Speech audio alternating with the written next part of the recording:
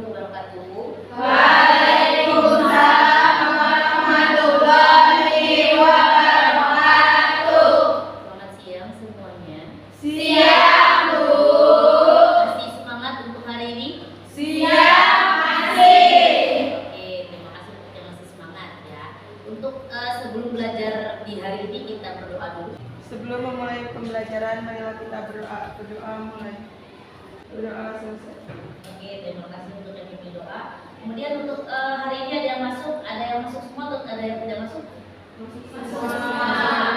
Oke, terima kasih yang sudah masuk hari ini. Mudah-mudahan kedepannya juga tetap sehat walafiat ya. Amin. Masih ingat tentang vitamin ya? Oke, Rahma. Vitamin ada yang larut dalam lemak dan ada yang larut dalam air. Contohnya vitamin yang larut dalam lemak adalah vitamin A, vitamin D, vitamin E, dan vitamin K. Vitamin yang larut dalam air adalah vitamin B1, B2, B3, B5, B6, B7, B9, dan B12. Oke, itu ya vitamin. Ternyata vitamin yang kita butuhkan dalam tubuh banyak ya. Ada vitamin yang larut dalam lemak, ada yang vitamin larut dalam air. Ya, contohnya tadi yang disebutkan oleh Rahma ada vitamin yang larut dalam lemak itu termasuk pada vitamin A, vitamin B, D, E, dan K.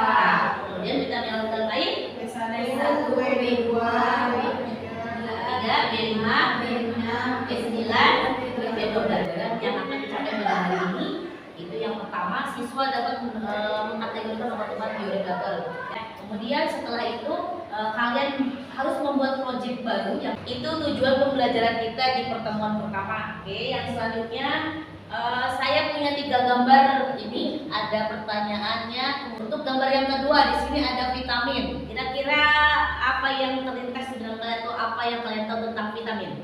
Ada yang tahu? Aku. Oke. Di vitamin itu ada vitamin yang larut dalam lemak, ada vitamin yang larut dalam air.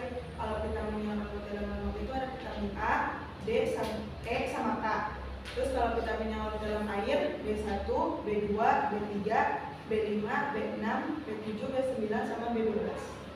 Oke, itu ya, betul. Oke, itu di pertanyaan mendasar di pertemuan pertama ya. Sekarang saya minta untuk buat kelompok dulu. Satu kelompoknya 5 sampai 6 orang, berarti bikinnya 3 kelompok aja. Nanti karena tadi ada 7 komponen. Silakan cari kelompoknya masing-masing atau mau ditentukan? Cari. Oke, silakan.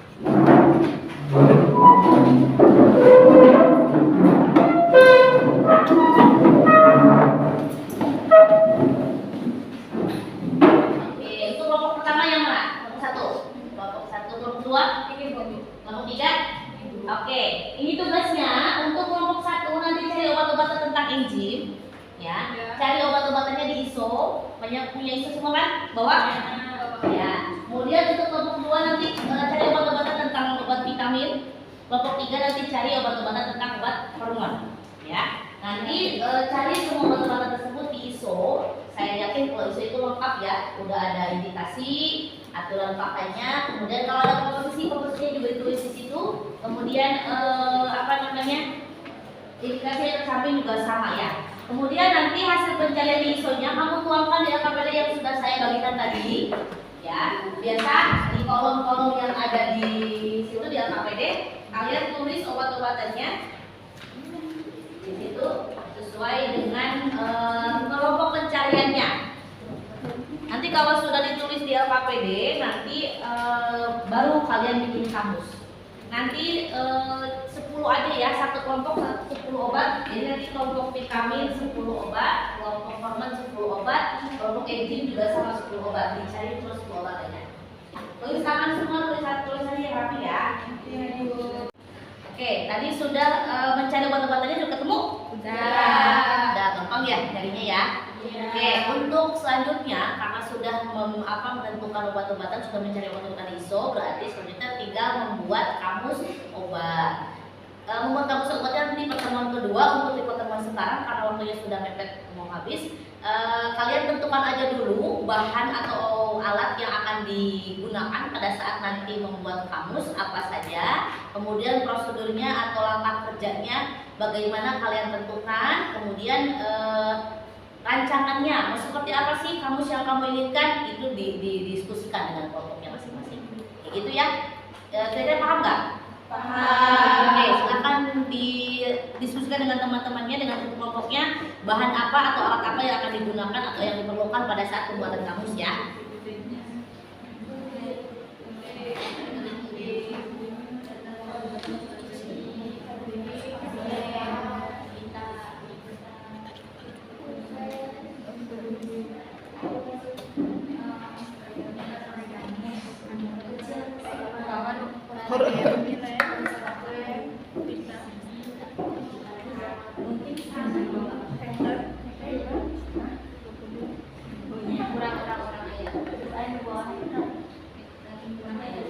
Lihat kembali bahan-bahan yang diperlukan, dicek lagi barangkali nanti ada yang kekurangan, bahannya apa aja yang diperlukan.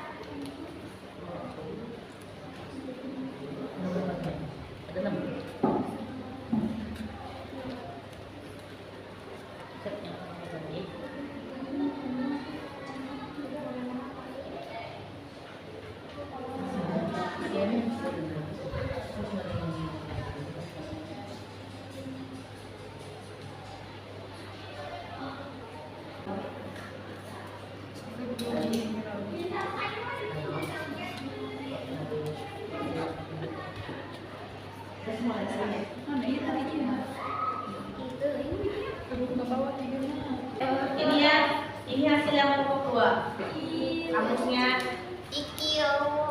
Kiut ini kelompok 2, hasilnya dari kamus obat-obatan vitamin. Di sini ada obat-obatan vitamin di sini ya. Kita buka. Ini depannya, ini tapak depan, ini tapak dalam ya. Tulisannya seperti ini. Kemudian dibuka lagi. Ini. Ya, ini kelompok 2. Kasih, bagus sekali. Kelompok 1 dipitanya di sebelah sini, bukan di pojok, sama aja. Ini tapak depannya seperti ini, kemudian dalamnya ada warna biru, ada warna hijau, orange, dan lain sebagainya. Sip, tulisnya rapi. Terima kasih ya. Ini yang kelompok 3, ini kamus obat hormon. Seperti ini, pitanya tadi yang ada di sebelah sini, kemudian ada di tengah, ada yang sekarang di sebelah kiri tengah. Ini sama kamusnya, kita depan tapak depannya seperti ini, dibuka, tulisannya rapi, kemudian ada warna. Nah, kalau tadi itu warna putih yang ditempelin, sekarang warnanya yang ditempelin. Jadi ketika dibuka tetap warnanya putih semua, cuman pada saat kita buka satu lembar warnanya berwarna-warni. Ini desainnya berarti beda dengan kelompok 2 dan kelompok 3. Ya, tapi tetap sama, tetap cute, semuanya ada pintanya. Terima kasih ya kelompok 3. Assalamualaikum warahmatullahi wabarakatuh. Waalaikumsalam warahmatullahi wabarakatuh. Saya di sini akan mempresentasikan tentang obat hormon. Ya. Nebido, nama obat Nebido, komposisi testosteron, undekanoat, indikasi terapi pengganti testosteron pada gangguan behavioral primer, efek samping diare, nyeri lengan, artalgia, pusing, keringat berlebih, sakit kepala, dan jerawat. Dosis 1 ampul secara perlahan selama 10-14 minggu. Nama obat androlon, komposisi mesterolon 25 mg, indikasi defisiensi androgen dan infertilitas pada laki-laki. Efek samping ereksi terus-menerus. Dosis awal 3-4 kali 1 tablet selama beberapa bulan, dilanjutkan 2-3 kali 1 tablet. Ada yang mau ditanyakan? Ini kelompok satu mau bertanya. Silakan. Apakah timbulnya jerawat pengaruh dari hormon dan hormon apa yang menyebabkannya? Timbulnya jerawat ya. Silakan. Izin menjawab pertanyaan dari kakak kelompok satu. Ya. Hal yang mampu menyebabkan jerawat: 1. Efek samping dari stres. 2. Karena faktor keturunan atau genetik. 3. Karena aktivitas hormon ataupun akibat penurunan hormon pada wanita. 4. Akibat hormon testosteron pada pria. 5. Disebabkan oleh kelenjar minyak yang sangat aktif.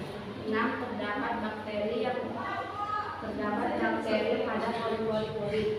7. Disebabkan oleh berbagai macam polusi udara. 8. Akibat kita sering menggaruk wajah dan terjadi iritasi sehingga timbul jerawat. Jadi hormon bukanlah satu-satunya penyebab timbulnya jerawat. Kelebihan sebum merupakan faktor penting lainnya di dalam perkembangan akne vulgaris. Ekspresi, pengeluaran, dan produksi sebum diatur oleh sejumlah hormon dan mediator yang berbeda. Hormon androgen dalam keadaan tertentu menaikkan produksi dan pengeluaran atau pelepasan sebum. Jadi hormon androgen adalah hormon yang berperan dalam jerawat.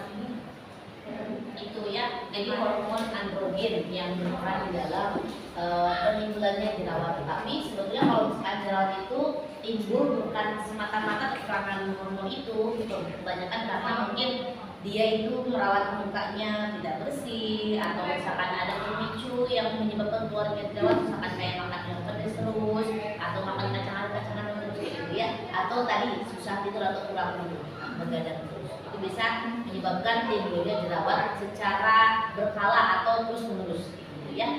Kemungkinan satu ada yang tadi karena hormon androgen juga, ada juga karena yang tadi faktornya yang lain. Yang paling pertama itu adalah stres ya. Kalau stresnya terlalu berlebihan biasanya jerawatnya akan tambah banyak. Itu ya jawabannya yang tadi dari kelompok 3. Udah paham ya? Paham. Terima kasih. Terima kasih untuk kelompok 3, kita beri tepuk tangan. Kamu sudah selesai, kemudian tadi presentasi sudah, tanya jawab juga sudah. Kemudian apa yang ditanyakan dan dijawabkan tadi semuanya bisa bermanfaat gitu ya. Oke. Terus selanjutnya kita ada kegiatan refleksi. Untuk kegiatan hari ini bagaimana pembelajarannya? Sama menyenangkan. Oke, kita bikin ngantuk kan? Tidak. Nah, sudah membuat kamu yang cantik-cantik ya? Iya. Untuk selanjutnya ada post-test. Biasa, post-testnya sudah saya kirimkan linknya di grupnya. Silahkan dibuka grupnya, kemudian post-testnya diisi selama 5 menit dan tidak boleh menyontek, harus masing-masing.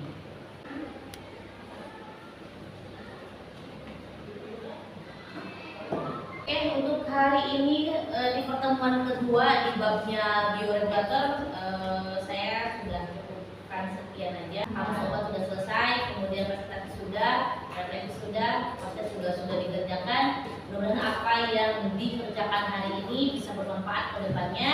Ya, kemudian ketika nanti ada seseorang yang membutuhkan pertolongan tentang obat-obatan vitamin, hormon dan enzim, kalian bisa mengetahui atau bisa menyarankan obat apa yang akan mereka beli atau akan mereka konsumsi. Ya, gitu ya. Minggu depan atau di pertemuan selanjutnya nanti kita akan membahas tentang obat dalam pencernaan. Saya tutup untuk hari ini, pembelajaran hari ini. Wassalamualaikum warahmatullahi wabarakatuh.